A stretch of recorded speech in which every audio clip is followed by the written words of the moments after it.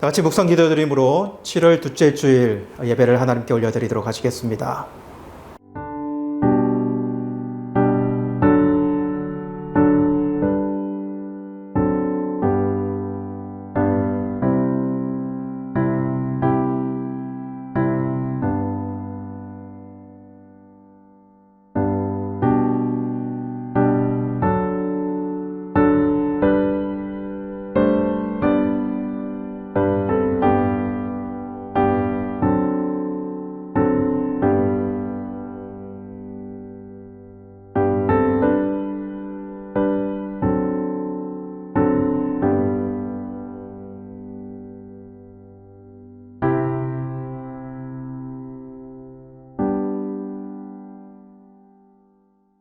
태초에 말씀이 계시니라. 이 말씀이 하나님과 함께 계셨으니 이 말씀은 곧 하나님이시니라. 그가 태초에 하나님과 함께 계셨고 만물이 그로 말미암아 지은 바 되었으니 지은 것이 하나도 그가 없이는 된 것이 없느니라. 그 안에 생명이 있었으니 이 생명은 사람들의 빛이라. 빛 대신 주님, 이 시간 우리 가운데 진리의 빛으로 비춰주시기를 간절히 원합니다. 생명의 빛으로 임하셔서 예배하는 모든 심령과 가정에 하나님의 놀라우신 은혜의 단비가 내리도록 하나님 밝은 빛이 비치도록 역사하여 주옵소서. 예수님의 이름으로 기도드리옵나이다. 아멘. 다 같이 사도신경으로 신앙 고백 드리겠습니다. 나는 전능하신 아버지 하나님 천지의 창조주를 믿습니다. 나는 그의 유일하신 아들 우리 주 예수 그리스도를 믿습니다. 그는 성령으로 잉태되어 동정녀 마리아에게서 나시고 본디오 빌라도에게 고난을 받아 십자가에 못 박혀 죽으시고 장사된 지 사흘 만에 죽은 자 가운데서 다시 살아나셨으며 하늘에 오르시어 전능하신 아버지 하나님 우편에 앉아 계시다가 거기로부터 살아있는 자와 죽은 자를 심판하러 오십니다. 나는 성령을 믿으며 거룩한 공교회와 성도의 교제와 죄를 용서받는 것과 몸의 부활과 영생을 믿습니다. 아멘. 찬송가 60장 영혼의 햇빛 예수님 찬송 드리겠습니다.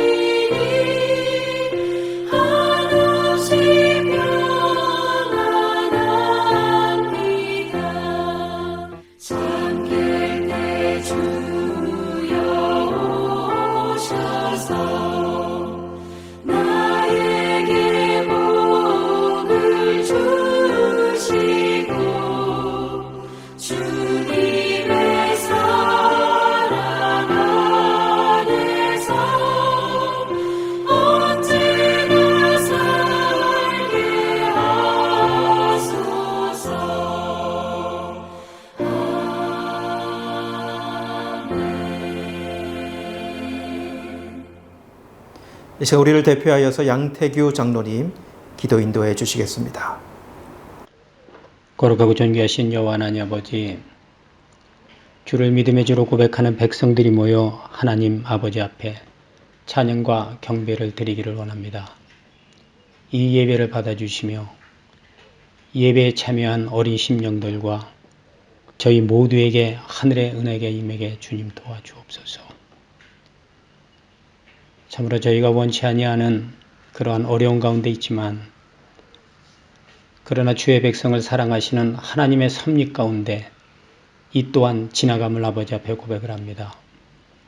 이 어려움을 통해서 저희들의 신앙의 여정을 되돌아볼 수 있는 기회가 되게 하셨고, 참으로 영으로 계신 하나님 아버지를 만나고자 하는 간구함과 그분이 원하시는 삶 가운데 있기를 원할 때에 이 또한 저희에게는 주님께서 주신 은혜임을 깨닫습니다. 하나님, 참으로 서로 간에 위로하며 격려하며 주의 사랑으로 하나 되는 거룩한 은혜가 있게 아버지여 도와주옵소서. 주님께서는 때로는 공고함도 허락하시지만 그러나 그것을 통해서 주님을 만날 수 있는 기회였기에 광야 40년을 허락하셨고, 이유도 모르는 상태에 애굽으로 팔려갔던 요셉으로 말미암아 그 백성이 구원함을 받았고, 참으로 신앙가정 가운데 여기가 겪는 여러 가지 상황이지만 범사의 주를 인정하는 믿음 가운데 있게 하시는 하나님의 섭리임을 깨닫습니다. 그때마다 주의 나라와 의를 먼저 구하는 믿음 가운데 있게 하심으로 말미암아 아버지의 말씀으로 세워지게 하셨고, 성령 하나님 아버지의 은혜로 말미암아 주를 인정하는 믿음 가운데 있게 하셨음을 또한 고백을 합니다. 하늘의 복 받기를 원합니다. 심령이 가난한 자 복이 있다 하시며 하늘이 저의 것이라 말씀하셨고, 하나님의 말씀을 주야로 묵상하는 자가 복이 있다고 하실 때에 저희 모두가 그런 자리에 있기를 원합니다. 주의 말씀으로 새로워지게 하옵소서. 하나님의 권능으로 세워지게 하옵소서. 저희가 하나님의 말씀으로 성경으로 돌아가고자 하는 간구함이 있게 하옵소서.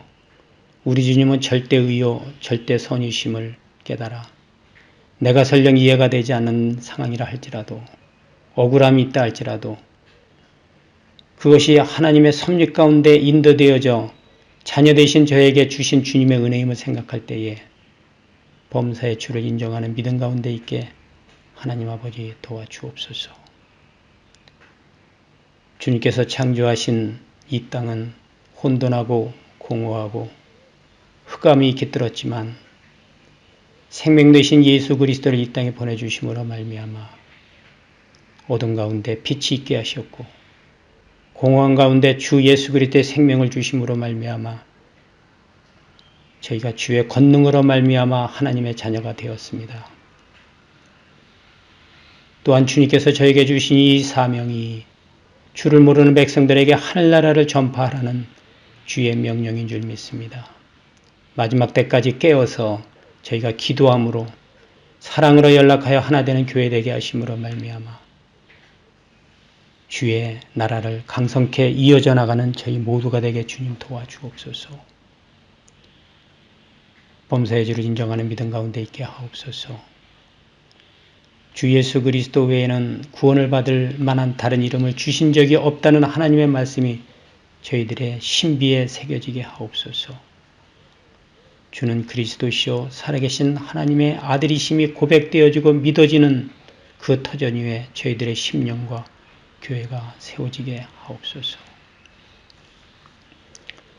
참으로 한 주일도 어려운 공고한 상황이 많았지만 참으로 교회가 연합하여 기도하게 하심으로 참으로 갓난 아이의 수술을 위해서 저희가 기도하게 하셨고, 또한 부모를 여의고 공고한 가운데 있는 우리 제서림 집사님과 김현수 집사님에게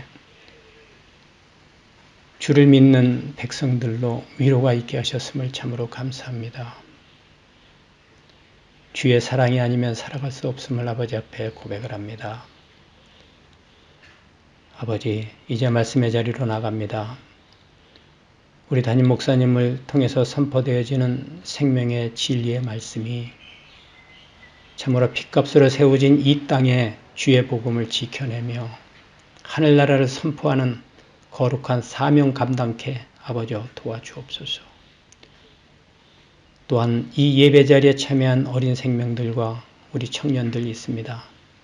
그들의 심령 가운데 주의 말씀이 신비에 새겨져서 그 말씀으로 말미암아 그들이 심령이 새로워지고 주를 믿는 소망과 비전 가운데 그들이 살아가 이 땅에서 그 예수 그리스도의 자녀로서의 삶을 살아냄으로 말미암아 하나님께 존귀케 인정받는 우리 청년들과 어린 심령들 되게 주님 도와주옵소서. 우리 성령 하나님께서 저희들의 마음을 위로하시고 주장하심으로 말미암아 또한 한 주일의 삶을 주의 말씀으로 이겨내며 살아가게 하셔서 저희들의 삶과 생활 가운데 주의 말씀이 드리워져 주 하나님의 말씀에 순종함으로 나가고 참으로 우리 하나님은 절대의여 절대선임을 저희가 바로 깨달아 처음과 나중에 되신 그 하나님을 의지함으로 살아가는 저희들의 삶이 되게 아버지여 도와주옵소서. 우리 주님 예배 가운데 자정하여 주시어서 말씀 가운데 기도 가운데 찬송 가운데 하나님의 위로가 임하게 주님 도와주옵소서. 우리 주님 예배 받아주시기를 간구하며 거룩한 주 예수 그리스도의 이름으로 감사하며 기도하옵나이다. 아멘. 하나님의 말씀 봉독하도록 하겠습니다. 요한복음 8장 1절에서 12절 말씀입니다. 예수는 감난산으로 가시니라. 아침에 다시 성전으로 들어오시니 백성이 다 나아오는지라. 앉아서 그들을 가르치시더니 서기관들과 바리새인들이 음행 중에 잡힌 여자를 끌고 와서 가운데 세우고 예수께 말하되 선생이여 이 여자가 간음하다가 현장에서 잡혔나이다. 모세는 율법에 이러한 여자를 돌로 치라 명하였거니와 선생은 어떻게 말하겠나이까. 그들이 이렇게 말함은 고발할 조건을 얻고자 하여 예수를 시험함이로라. 예수께서 몸을 굽히사 손가락으로 땅에 쓰시니 그들이 묻기를 마지 아니하는지라. 이에 일어나 이르시되 너희 중에 죄 없는 자가 먼저 돌로 치라 하시고 다시 몸을 굽혀 손가락으로 땅에 쓰시니 그들이 이 말씀을 듣고 양심의 가책을 느껴 어른으로 시작하여 젊은이까지 하나씩 하나씩 나가고 오직 예수와 그 가운데 섰던 여자만 남았더라. 예수께서 일어나사 여자 외에 아무도 없는 것을 보시고 이르시되 여자여 너를 고발하던 그들이 어디 있느냐? 너를 정죄한 자가 없느냐? 대답하되 주여 없나이다. 예수께서 이르시되 나도 너를 정죄하지 아니하노니 가서 다시는 죄를 범하지 말라 하시니라. 예수께서 또 말씀하여 이르시되 나는 세상의 빛이니 나를 따르는 자는 어둠에 다니지 아니하고 생명의 빛을 얻으리라. 이 시간에 우리 다 같이 기도드리고 말씀의 자리로 나가도록 하시겠습니다. 하나님 아버지, 예배하는 중에 이제 말씀을 듣는 시간이 되었습니다. 이 말씀 하나님 간절한 마음으로 기대하고 고대하며 나아가기를 원합니다. 마음을 열고 주님을 바라는 심령들에게, 그 가정에게 축복의 말씀, 능력의 말씀, 위로의 말씀으로 임하여 주옵소서. 예수님의 이름으로 기도드리옵나이다. 아멘. 샬롬, 여러분 반갑습니다. 각자의 처소에서 잘 계신지 모르겠네요. 이곳 타슈켄트와 그리고 한국에 흩어져 있는 우리 모든 분들에게 복되신 우리 주 예수 그리스도의 축복과 평강이 넘쳐나기를 간절히 원합니다. 한 주간 살면서 어려운 중에서도 일터에서 열심히 일하신 분들, 그리고 아버님의 장례 때문에 마음을 가지고 또 장례를 치르신 그러한 가정도 있었고요. 그리고 각자 격리기간을 가지면서 그렇게 어려운 시간을 보내고 있는 분들도 있고, 원하지 않는 질병 중에 또 고통 중에 계시는 분들까지. 여러분, 오늘 이 말씀이요, 하나님의 미소가 여러분들에게 전달되어지는 그런 말씀이 되었으면 좋겠습니다. 오늘 말씀은 여러분, 이 책을 좀 살피면서 말씀의 자리로 나갔으면 좋겠습니다. 유진 피터슨 목사님이 쓴 하나님의 신비에 눈뜨는 영성이라고 하는 책의 내용의 일부입니다. 한번 잘 들어보시기 바랍니다. 우리는 정원에, 그것도 장미의 정원에 거하고 있다. 우리의 동기가 아무리 순수하다 하더라도 우리가 환경보다 하나님께 반응하여 사역에 임하지 않는다면 결국 이득보다는 피해를 입히게 될 것이다. 우리는 거룩한 땅에서 살아가고 있다. 우리는 신성한 공간에 거주한다. 이 거룩한 땅은 엄청난 죄악에 노출되어 있다. 신성한 공간이 지속적인 신성 모독에 고통당하고 있는 것이다. 하지만 그것이 중요한 것이 아니다. 거기엔 거룩함이 있으며 신성함도 있다. 우리 삶이, 그리고 우리의 돌보는 삶이 거룩함으로부터 비롯되지 않고 죄악과 신성모독에 대한 반응으로 형성되었다면 그것이 이미 잘못된 것이다. 우리는 그릇된 환경, 거짓된 환경, 황무지와 같은 환경에 반응하고 있는 것이다.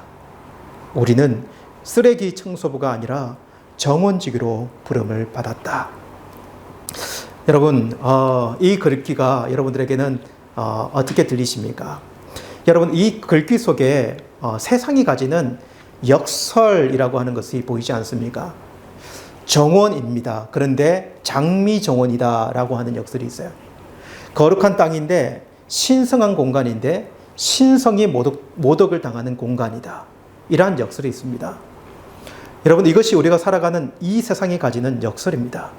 그리고 그 공간에 사는 한 인간이 가지는 역설이기도 합니다. 여러분, 이러한 세상에 우리는 누구인가? 우리는 어떻게 살아가는가? 우리는 이 세상에 몰두되어 신경질 내면서 사는 쓰레기 청소부가 아니라 하나님께서 이 땅을 관리하라고 보내진 정원지기로 부름받았다는 사실을 알고 있는가? 여러분, 저는 정원지기로 부름받았다라고 하는 이 말이 참 반갑습니다. 여러분, 정원지기는 주인도 알고 정원도 가꾸고 정원을 즐길 수 있는 사람이라고 생각을 해요. 하나님은 이 땅에 우리를 정원지기로 보내셨다라는 것이죠. 여러분, 요즘 우리는 아침마다 소요리를 생각해 보고 있습니다. 저는 기독교 교리를 보면서 참 기독교 교리가 참 아름답다라는 생각을 많이 해봅니다. 그러면서 이러한 확신이 듭니다. 이 진리, 이 말씀만이 이러한 역설을 뚫어내는 유일한 빛이다. 그래서 기쁘고 즐겁다라는 생각이죠. 확신이죠. 예. 여러분, 아주 오래된 먼지가 뿌옇게 쌓인 액자가 하나 있다고 여러분 한번 생각을 해보십시다. 먼지 때문에 그 액자의 내용이 가려져 잘 보이지가 않아요. 가득 먼지가 쌓였어요. 그러나 항상 함께하고 있는 액자였습니다. 그런데 어느 날 수건으로 그 먼지를 살 닦아냈을 때 우리는 그 자리에서 역설을 발견할 수 있습니다. 그 먼지 쌓이고 들어온 액자가 꽤나 괜찮은 그림이 담겨 있다는 것 말이죠. 더러운 액자 안에 괜찮은 그림이 담겨 있다. 그리고 저기 창 사이로 가냘픈 빛이 그 액자를 쫙 비춰와 비칠 때에 우리는 감탄할 수 있습니다. 왜? 그 액자의 그림이 아름답다는 것을 그 빛을 통해 느낄 수 있기 때문이죠. 여러분, 진리인 하나님의 말씀은 세상을 우리에게 보여주려 합니다. 하나님의 말씀이 먼지에 쌓인 세상을 닦아줍니다. 그리고 예수 그리스도의 빛이 이 세상에 들이울 때 우리는 아름다운 동산을 보게 될 것입니다. 그리고 그 동산 안에 있는 사람, 우리 자신이 어떤 사람인지, 어떻게 지원받은 사람인지를 알게 될 것이고 보게 될 것이라는 거죠. 우리는 오늘 말씀에서 이 역설이 있는 세상을 보게 될 것이에요. 그리고 어둠 가운데 있는 한 여인을 만나게 될 것입니다. 우리는 그 여인 안에서 어두운 세상을 보고 그 어두운 세상을 새롭게 할 생명의 빛이 무엇인지 우리는 보기를 원합니다. 오늘 말씀으로 한번 들어가 보도록 하겠습니다. 여러분, 초막절이 되었습니다. 초막절. 예수님은 이 초막절을 지키기 위해서 어렵게 예루살렘을 찾아가십니다. 여러분, 초막절은 지금 유대인들에게 우리나라의 추석처럼 아주 큰 명절입니다. 그래서 7일 동안이나 이 절기를 지키고 8일째에는 안식하는 아주 큰 날로 지키게 됩니다. 여러분, 이 생각을 한번 해보십시다. 예수님께서 이 예루살렘을 방문하시면 항상 무엇에 관심이 많으셨을까요? 예수님은 예루살렘에서 온통 어떤 생각에 사로잡혔을까요? 예수님의 입장이 되어서 여러분 한번 곰곰이 한번 생각해 보세요. 여러분, 제가 먼저 드는 생각은 우리 예수님께서 얼마나 이 예루살렘에 딱 도착해서 예루살렘에 있는 많은 사람들을 보면서 안타까운 마음이 들었을까라는 생각이 들어요. 여러분들은 여러분의 작은 아이들과 자녀들과 박물관을 가본 적이 있습니까? 여러분, 영국의 대형 박물관 아니면 프랑스의 그 루브르 박물관 정말 유명하지 않습니까? 엄청나게 큰 박물관이에요. 예. 여러분, 이런 박물관 아이들과 잘못 갔다가는 큰 마음 먹고 갔는데 아마 여러분들 열받아서 나올지도 모릅니다. 왜냐고요? 여러분 보세요. 한 번은 이스라엘 한인교회에서 제가 사역할 때 교인들과 예루살렘에 있는 고고학 박물관을 간 적이 있습니다. 그때 인솔자가 예루살렘 대학 고고학 박사였던 강후구, 당시에는 전도사님이셨는데 지금은 목사님이 되셨고 지금은 신학교에서 가르치는 교수님이 되신 분이십니다. 저는 그분이 그 박물관에 들어갈 때 변하는 두 가지 모습을 보았습니다. 한 가지는 아니 그렇게 장난기가 많으시고 웃기시던 분이 물 만난 고기처럼 그 박물관에서 아주 진지하고 아주 열정적으로 여러분 토기 하나를 보고 토기 하나를 설명하는데도 지칠 줄 모르면서 그 토기를 설명하는 거예요. 저는 이렇게 변화되는 모습을 보았고요. 두 번째로는 설명을 하는데도요. 그 귀한 것을 보고 그 비한 것을 느끼지 못하는 자들, 자기는 그 토기를 보면서도 성경의 역사와 사실들을 보는데 아무리 설명해줘도 자기와 같은 것을 보지 못하고 느끼지 못하는 사람들을 보면서 안타까워하는 모습을 보았습니다. 우리는 그냥 구경꾼처럼 가가지고 거기에 있는 고고학 물건들을 그렇게 보는 모습이 우리 가운데 있었기 때문에 그렇죠. 저는 그런 생각이 들어요. 예수님도 그러지 않으셨을까?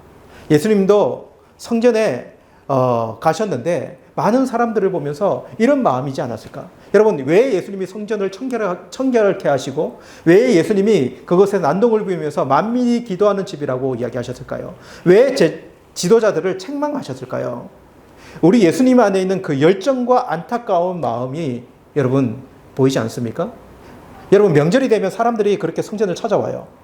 열심히 명절을 지키고 열심히 성전을 찾지만 그들이 행하는 그 진정한 이 성전에서 행해야 하는 이 절기를 지키는 진정한 의미를 알지 못하고 막 나오는 사람들이 정말 순수한 사람들입니다. 무엇인가 열심히 하고 있어요. 명절이 되면 소원을 가지고 예루살렘을 방문하여 하나님께 감사 제사를 드리며 하나님을 섬깁니다. 그러나 그들은 보지 못합니다. 여러분 그래서 예수님은 예루살렘을 찾으셔도 하시는 일이 동일했습니다. 그것은 하나님의 나라의 일을 가르치고 나타내는 것이었어요. 그들이 오해하는 하나님의 나라의 율법, 이 하나님의 나라의 이 바른 법을 풀어서 알려주고 그들은 알지만 변질시켜버린 이 율법 정신을 바로 잡아주는 것이 예수님께서 그곳에서 간절히 하고 계시는 일이었던 것입니다. 여러분 우리 예수님은 어떻게 그럴 수 있을까요? 예수님께서는 이렇게 말씀하신 적이 있습니다. 내가 율법이나 선지자를 폐하러 온 줄 생각하지 말라. 폐하러 온 것이 아니요 완전하게 하려 하심이라. 이렇게 말씀하신 적이 있어요. 우리 예수님은 율법의 완성자이자 율법을 온전케 하실 분이시기 때문에 그렇습니다.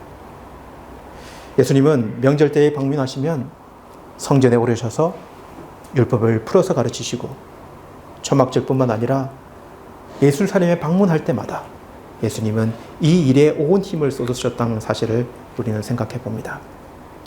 여러분 그렇지만 예수님께서 이렇게 성전에서 이렇게 행하실 때 이런 일을 하실 때 주로 어떤 일들이 많이 벌어질까요? 여러분 예수님 앞에 몰려오는 사람 중에 어떤 구분이 생길까요? 저는 예수님을 좋아할 사람과 예수님의 말에 분노할 사람으로 분명히 나눠지겠다라는 생각이 들어요.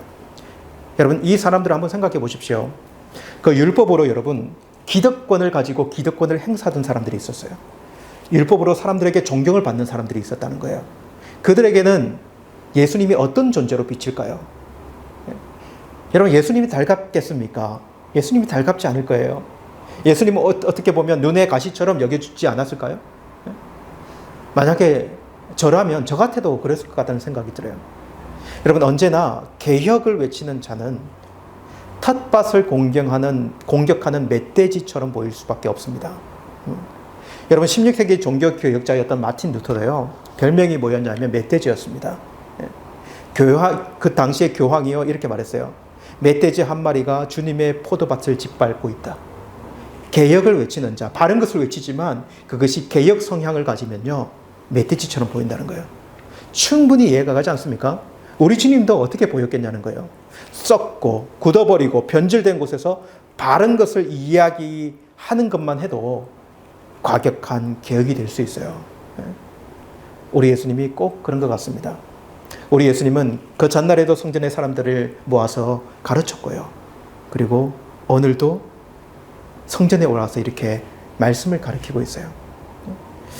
여러분, 일반 사람들은 예수님의 말씀이 자신들에게 새롭고 포근하고 달콤한 솜사탕처럼 그런 이야기로 들릴 수 있을 것입니다.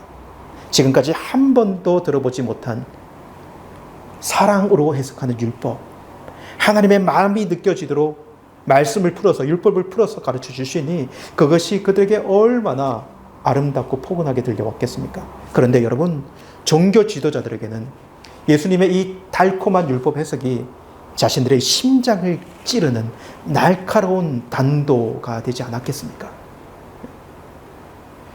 여러분, 이 세상에는 이런 일들이 정말 많아요.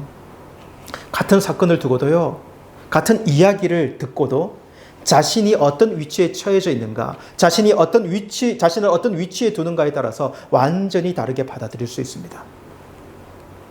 여러분, 그렇기에 예수님의 위험이 있다면 그 예수님의 위험이라고 하는 것은 무엇일까요? 당시의 기득권, 힘 있는 사람들, 당시의 종교 지도자들이 받아들이기 힘든 그 아픈 말씀을 전하는 것이 위험이 아니었겠습니까? 그들의 환부를 드러내고 그 환부를 도려내는 듯한 그 말씀이 예수님께 가장 위험을 가져다 주는 그러한 요소가 되었을 것입니다. 그래서 여러분, 여기서 뭐가 나타나냐면요, 여기서 이제 정치라고 하는 것이 나타납니다. 여러분들은 정치를 어떻게 생각하십니까? 아리스토텔레스는 여러분, 인간은 정치적 동물이다 이렇게 말한 적이 있어요. 사실 정치는 우리 모두가 하고 있는 것이다 라고 하는 거예요. 사람들은 둘만 모여도 정치가 될 수 있으니 정치는 모든 사람들이 사실은 하고 있어요. 정치는 상대에 대한 배려, 그리고 양보, 타협, 이러한 요소들이 들어가는 삶의 요소이기 때문에 그렇습니다. 그런데 여러분, 자기 중심적인 인간이요, 이 정치도 어떻게 이용해 먹을까 한번 생각을 해보세요. 저는 이런 단어가 떠오릅니다. 야합이냐 통합이냐, 야합이냐 화합이냐. 여러분, 야합이라고 하면 좋지 못한 목적 아래서 서로 어울리는 것을 일컬을 거예요. 그렇죠? 네. 사람들은요, 화합인 척하면서 야합을 하는 경우, 이런 경우도 참 많은 듯 생각합니다. 여러분, 이것이 우리가 사는 세상에 뗄 수 없는 삶의 한 모양이고 방법이겠다는 생각해요. 이거 불편한 진실 아닙니까, 여러분? 여러분, 3명의 사람, 여러분, 아줌마 3명만 모여도요, 한번 보세요. 여러분, 여자아이, 꼬마 3명만 모여도요, 야합과 화합이 일어납니다. 그것이 나타나요.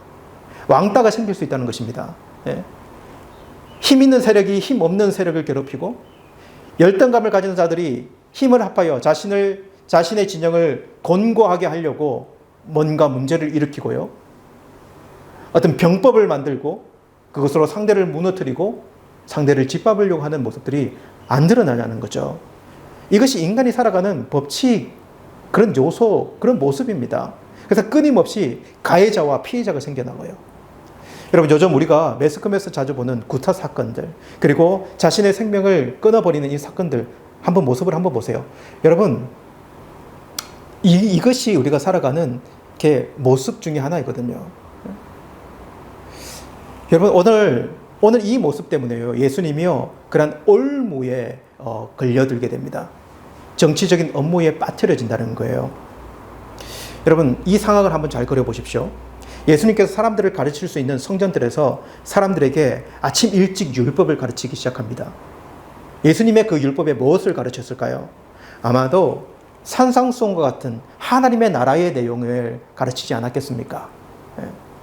죄인들을 용서하고 나보다 남을 세워주고 하늘에서 크고자 하면 이 땅에서 낮은 자가 되라고 예수님은 사람들에게 묻고 답하면서 율법을 해석하지 않았겠습니까? 하나님의 사랑과 용서, 하나님의 나라의 원리, 하나님의 나라의 시민 자격, 그것을 가르치지 않았겠습니까? 근데요, 그때 서기관과 바리새인이 한 여자를 끌고 옵니다. 그 여자는요, 지난밤에 다른 남자와 음행을 하다가 현장에서 잡힌 여자예요.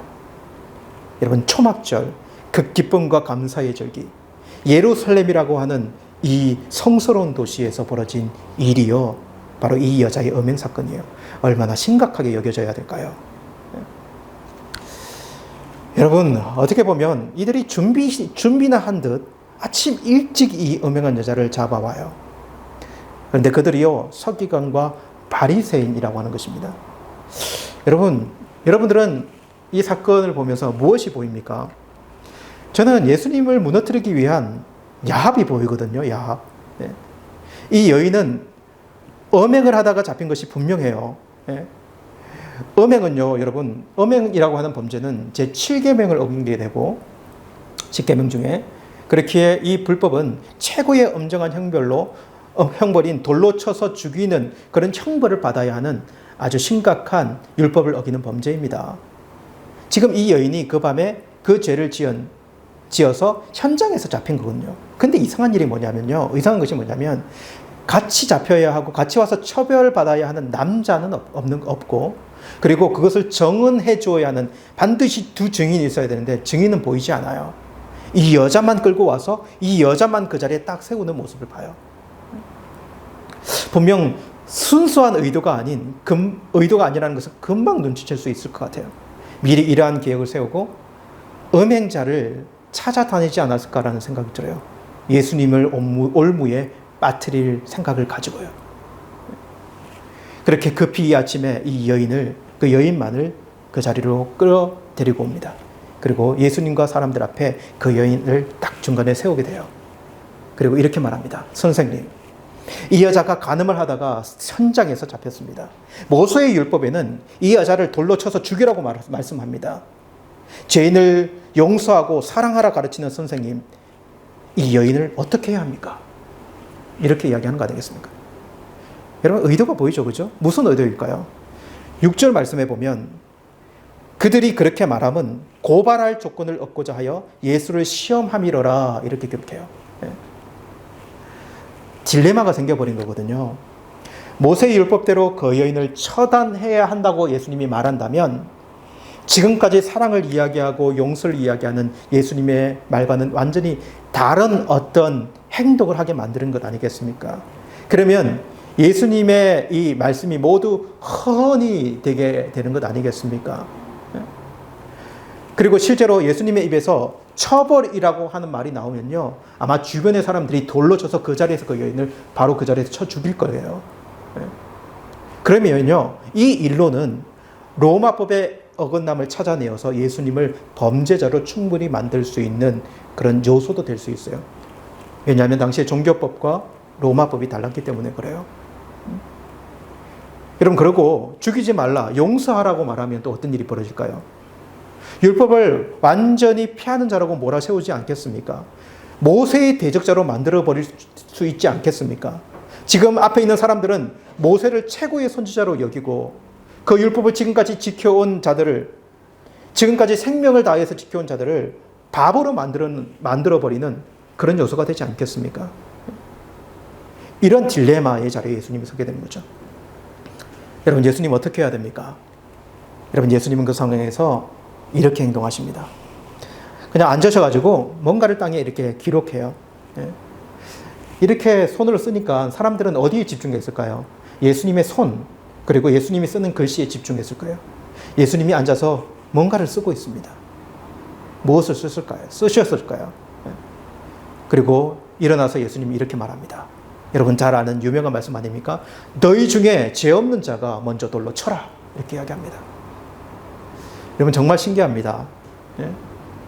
이렇게 예수님께서 이렇게 이야기를 한 다음에 뭐가 신기하냐면요, 다시 앉아서 몸을 굽혀 손가락을 가지고 땅에 뭔가를 쓰는데 사람들이요, 아무도 이의를 제기하지 않고요, 오히려 양심의 가책을 엄청나게 느낀 사람들처럼 슬그머니 그 자리에서 사람들이 떠나기 시작해요. 돌을 들었던 사람들은 돌을 내려놓고 떠나겠죠. 여러분, 무엇을 예수님이 땅에다가 쓰셨을까요? 여러분 궁금하지 않습니까? 저는 정말 궁금해요. 여러분, 분명한 사실이 드러납니다. 분명한 사실 하나가 뭐냐면, 우리 예수님은 예수님의 이 쓰신 글이요, 어떤 내용인지는 모르지만 야합을 통해서 음모를 꾸민 바리새인과 서기관, 그리고 돌을 들고 금방이라도 이 여인을 율법으로 판단하고 정죄하여 죽일 것 같은 주위에 모인 사람들, 그 모두를 인정케 하는 글이 되었다는 것이에요. 인정케 하는 글이 되었다. 여러분, 그렇지 않았다면요, 여기 있는 모든 사람들이 예수님께 따지고 들었겠습니다. 들었지 않았겠습니까? 그게 무슨 말이냐고, 이게 무슨 글이냐고. 근데 모두 예수님의 그 글에 인정하고 부끄러움을 느끼고 모두 그 자리를 떠나게 되는 것을 보게 돼요. 다시 말하면, 여러분, 예수님이 쓰신 그 글은요, 그 시대 사람들뿐만 아니라 이 시대의 모든 사람들이 그 글귀를 보면 양심에 찔림바 되고 납득이 되고 설득이 되는 글이었겠다라는 생각이 되는 것이에요. 그래서 저는 너무 궁금해요. 우리 예수님을 만나면 꼭 물어보고 싶어요. 도대체 무슨 글을 썼기에 그 많은 사람들이 찍소리하지 않고 모두 가책을 느끼고 갔습니까? 이렇게요. 여러분, 결과적으로는 이렇게 되었습니다. 이 특별한 죄인, 초막절에 음행한, 이 명절에 음행한 이 여인, 모세의 율법으로 돌로 쳐서 죽여야 하는 이 죄인, 이 여인을 정죄하면서 그 여인을 처벌해야 한다 말하던 그 사람들을 예수님은 어떻게 했는가? 모두 떠나가게 만들었다는 거죠. 그들의 입을 닫게 만들었고, 그리고 너희들도 정말 만만치 않은 죄인이야 라고 한 이 말을 인정케 만들었다라고 하는 것입니다. 이것이 예수님께서 가늠한 여인의 죄가 아주 가볍다 이렇게 말한 것도 아니에요. 그 죄가 처벌 대상이 아니라 그 죄가 처벌 대상이 아니다 라고 말하는 것이라고 볼 수도 없습니다. 예수님이 이 여인을 두둔하고 이 여인을 어떻게 인정한다 그렇게 볼 수도 없어요. 예수님은 그렇게 이야기하지 않았고, 오히려 반대편의 사람들, 자신들이 죄인이 아니라고 생각했던 사람들, 이 가난한 여인보다 깨끗하고 순결하고 정직해서 이 여인을 판단하고 정죄할 수 있다고 여기는 사람들을, 그 사람들에게 자신들의 실체를 보여준 것입니다. 결국 그들의 실체가 무엇입니까? 나도 죽을 만한 죄인이네. 나도 똑같이 간음한 자와 같네. 이것 아니겠습니까, 여러분? 이것이 그들이 인식하고 양심에 찔려 돌아가 버리게 하는 그 말이 될 것입니다. 여러분, 결국 우리 예수님은 지금 이 자리를 어떤 자리로 만들어 버리십니까? 모든 사람이 죄를 범하였음에 하나님의 영광에 이르지 못하더니 라고 하는 이 말씀 한번 생각해 보십시오. 조금의 양심만 있어도 인정할 수밖에 없는 인간의 죄성, 감출 수 있지만 들추면 안 되는, 그 누구도 부인할 수 없는 인간의 본성, 죄악된 본성 말입니다. 여러분, 결코 사람들은 그 자리, 자신을 들추는 그 자리에 결코 서고 싶지 않을 거예요. 그렇죠? 그렇지 않겠습니까? 그 자리에서 자신의 헐물과 자신의 더러운 모습을 보이고 싶지 않을 것입니다. 그래서 할 수 있는 것이 무엇이냐면요, 피하는 것이고 떠나는 것이고 여전히 가면을 써버리는 것입니다. 여러분, 저는 이것을 이야기하는 이 자리, 지금 이 시간이 참 중요하다는 생각이 들어요. 여러분, 누가 이 세상의 의인입니까? 누가 조금 더 내가 낫다라고 이야기할 수 있는 사람이 누구겠습니까? 강한 자, 약한 자, 있는 자, 없는 자, 끝없이 이어지는 이러한 세상, 굴곡, 높낮이. 예수님은 그러한 세상에 사는 모든 사람들을 어떻게 만드시는가? 모두 똑같은 자라는 사실을 알려주는 것 아닙니까? 누군가가 누군가를 정죄할 수 있는 사람입니까? 될 수 있습니까? 누군가를 판단할 사람이 이 세상에 있는가라고 하는 거예요. 예수님은 모든 사람이 죄 가운데, 사망 가운데 평등한 자리에 서 있다. 모두를 평등한 자리에 세우십니다.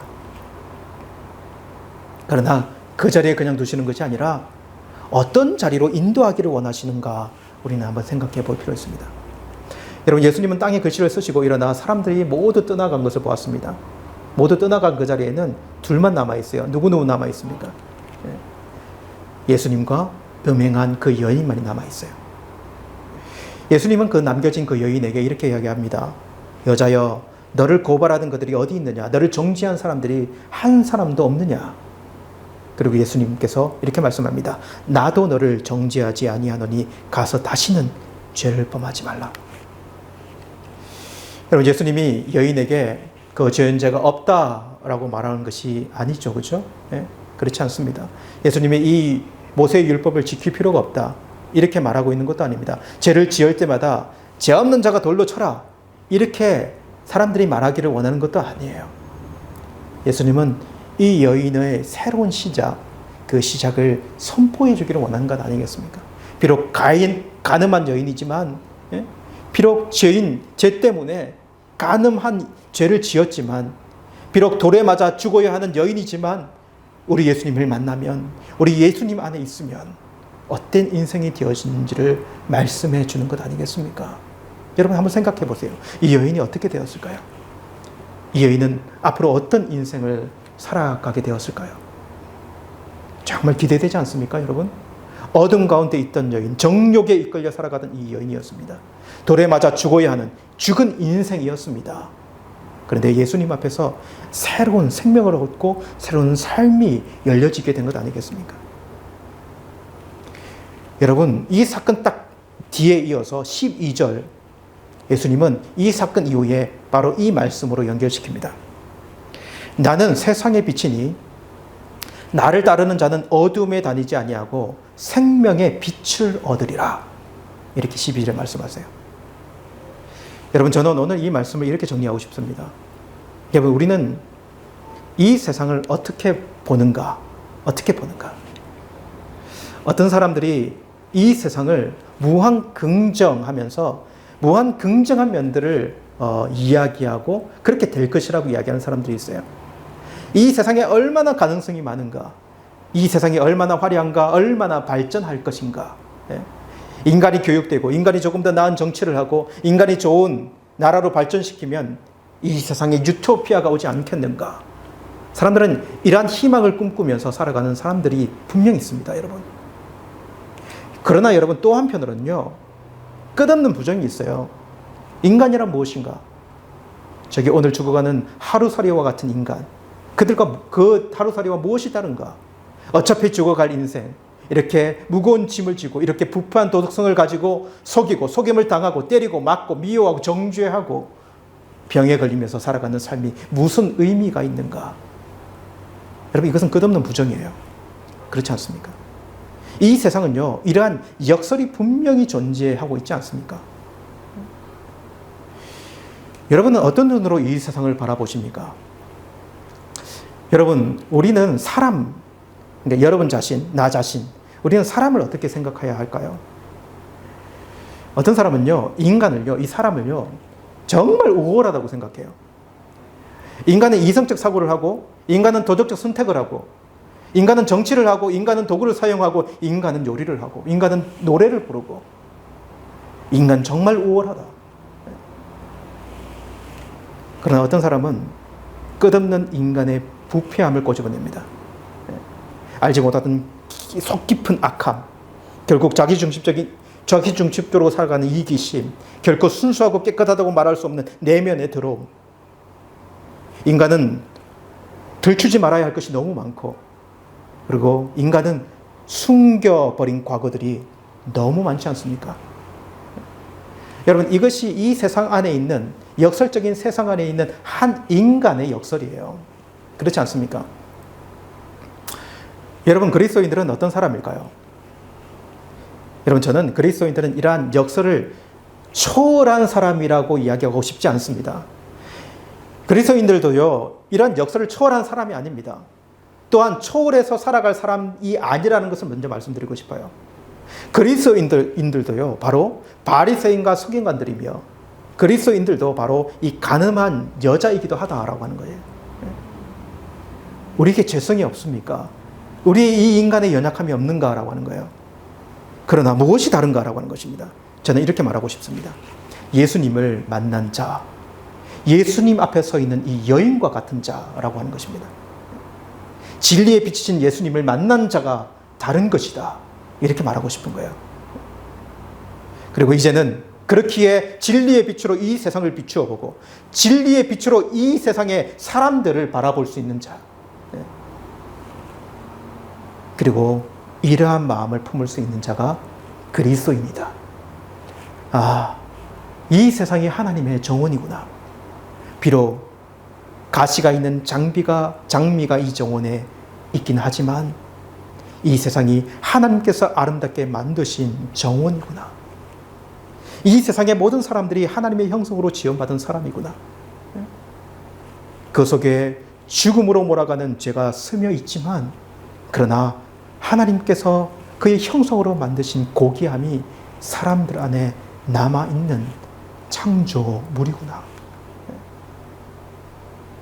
그리고 그 진리의 빛이 이 세상에 더 밝게 비추어서 이 온 세상의 주인이 우리 하나님이시며 이 세상이 하나님의 나라임을 사람들이 알 수 있게 그 태도를 가지고 이 땅을 살아갈 수 있는 자, 그리스도인이 아닙니까, 여러분?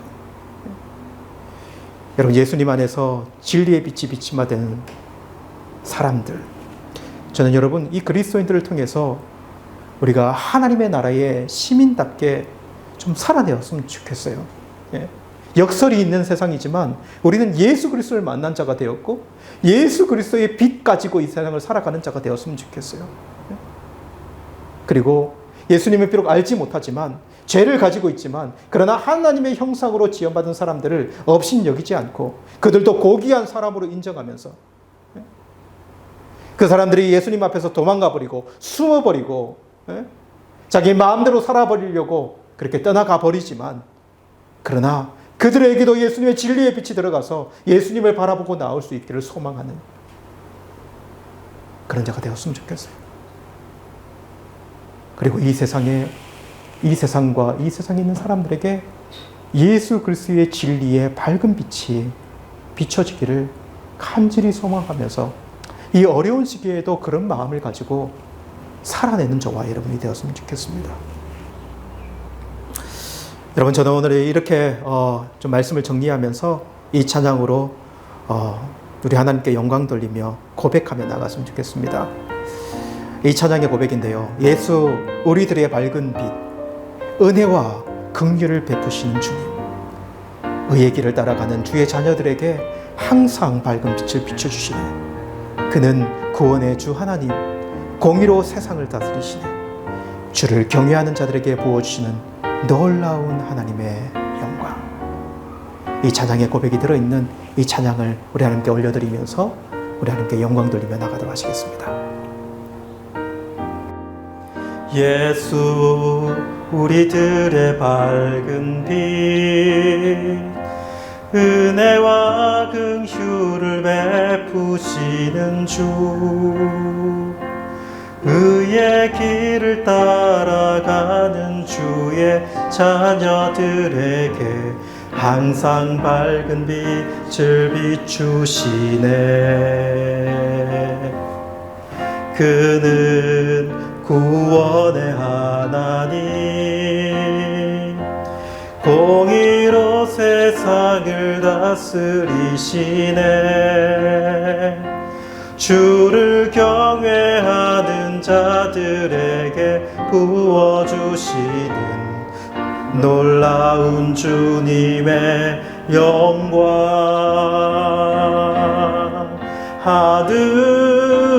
하늘에서 찬란하게 빛나는 주의 영광, 이 땅에 오셨네.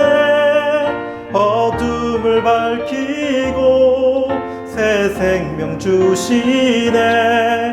영원히 빛나는 나의 예수님, 높이 영광과 찬양 받으실 그 이름 경배합니다.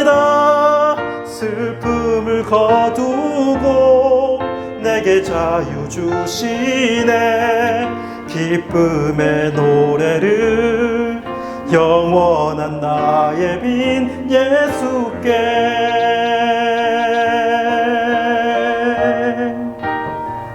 이제 우리 다 같이 하나님께 기도하며 나갔으면 좋겠습니다.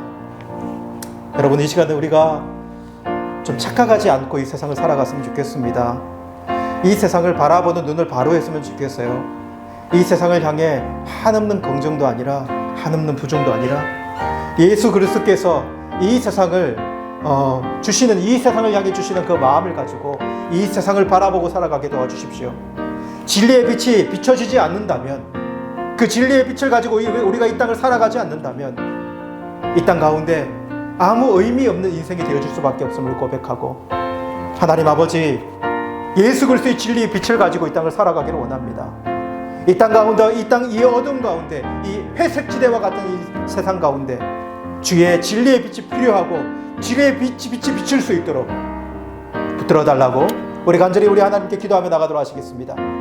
살아계신 하나님 아버지, 오늘 이 말씀 붙들고 나아갑니다. 하나님 아버지, 주님의 진리의 빛이 이 땅 가운데 비춰지기를 원합니다. 하나님, 어둠, 하나님 아버지, 막막함, 하나님 아버지, 인간 마음대로 살아가는 이 세상, 하나님 아버지, 많은 정치와 많은 하나님 아버지 인간의 방법과 하나님 인간의 노력과 또한 인간이 이루는 업적이 있지만, 그러나 어찌할 수 없는 인간의 부패함과 범죄함과 타락함과 넘어짐과 쓰러짐과 하나님 아버지여 고통 가운데 있을 수밖에 없는 그러한 이 땅을 바라봅니다. 하나님 아버지, 예수 그리스도의 은혜가 필요하고 예수 그리스도의 진리의 빛이 필요한 세상입니다. 하나님, 오직 그것이 이 세상의 희망임을 다시 한번 고백하며 주의 이 땅을 바라보기를 원합니다. 하나님, 우리가 그리스도인 된 자로서 세상을 이 시각으로 바라보고 살아가게 도와주십시오. 이 땅이 하나님의 나라가 될 수 있는 것은 예수 그리스도께 동치하시는 나라가 될 때 이 땅이 하나님의 나라인 것을 다시 한번 고백하고, 우리가 그리스도인으로서 하나님의 백성으로서 이 땅을 온전히 살아가기를 힘쓸 수 있도록 우리 모두를 붙잡아 주시기만을 간절히 원합니다. 특별히 하나님 아버지여, 이 코로나로 인하여 고통 가운데 있는, 절망 가운데 있는 모든 사람들과 하나님 아버지여, 이 땅에 하나님 아버지 어려운 가운데 있는 모든 심령들을 붙잡아 주시고, 하나님 그들 가운데도 예수 그리스도를 믿는 진리의 빛이 흘러갈 수 있도록 주님 은혜 내려주시고 함께하여 주시옵소서. 하나님 아버지, 이 시간에 기도합니다.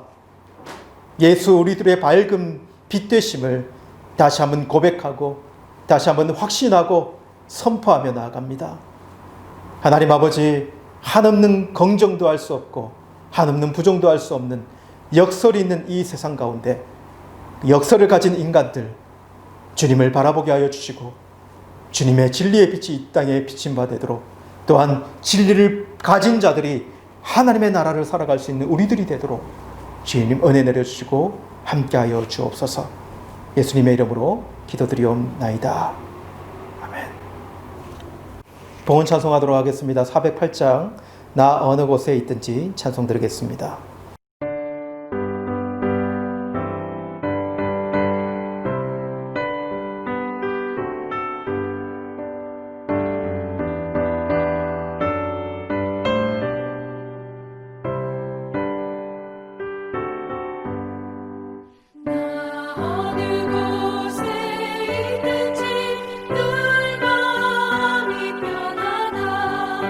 주 예수 주신 평안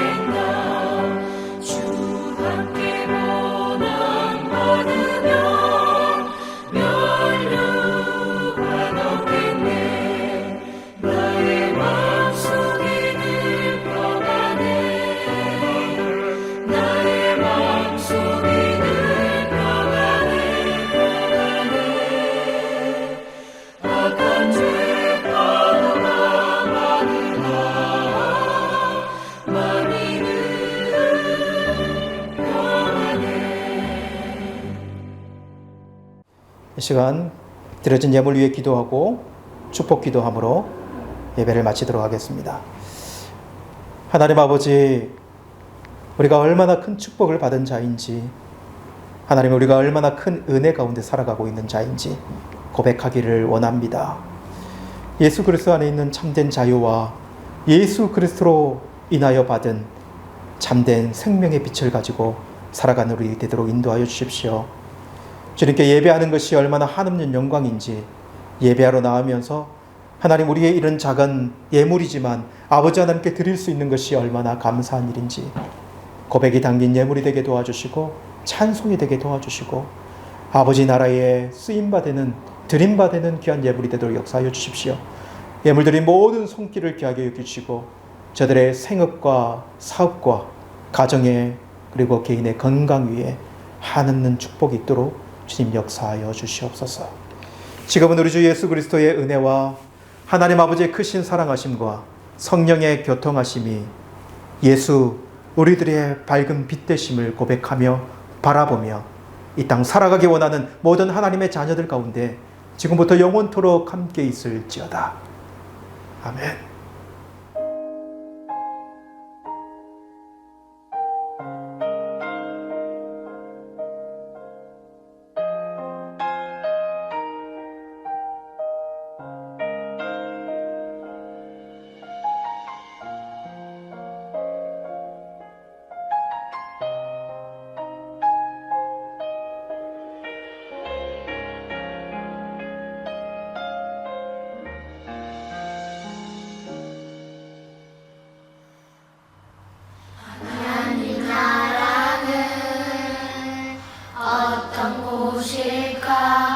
아픔과 슬픔이 없는 나라인가요? 하지만 이곳은 그렇지 않은 걸. 하나님 나라에 살고 싶어요. 하나님 나라는 이곳이 아니라 여전히 아프고 슬픈 일이 있지만 행복과 기쁨이 여전히 있는 것, 우리가 하늘과 땅의 통로야. 땅에서 하늘 뜻을 품고 사는 자들, 믿음으로 하늘 뜻을 보여주는 자들, 보내어진 자리에서 동참하는 자들, 믿음으로 주님 보기 소망하는 자들, 하나님이 세상을 지으사 회복하고 통치하시네.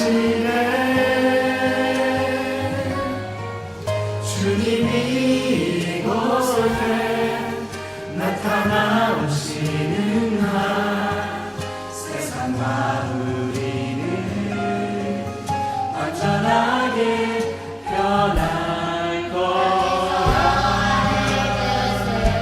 품고 사는 자들, 믿음으로 하늘 뜻을 보여주는 자들, 보내어진 자리에서 동참하는 자들, 믿음으로 주님 보기 소망하는 자들, 아름다운 세상을 만들어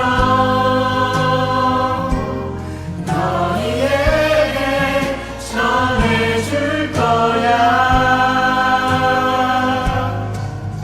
그것이 우리가 해야 할 사명이건 그가 다스리는 그의 나라에서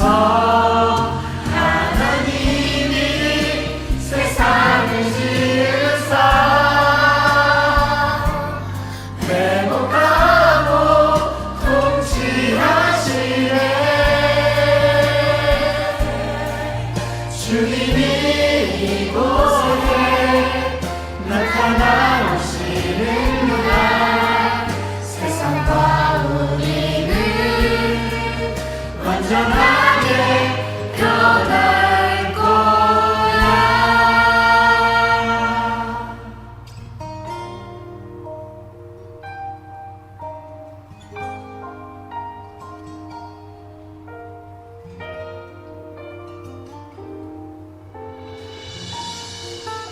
이미 왔으나 아직 오지 않은 지금 여기 임한 그 나라 지금 이루어가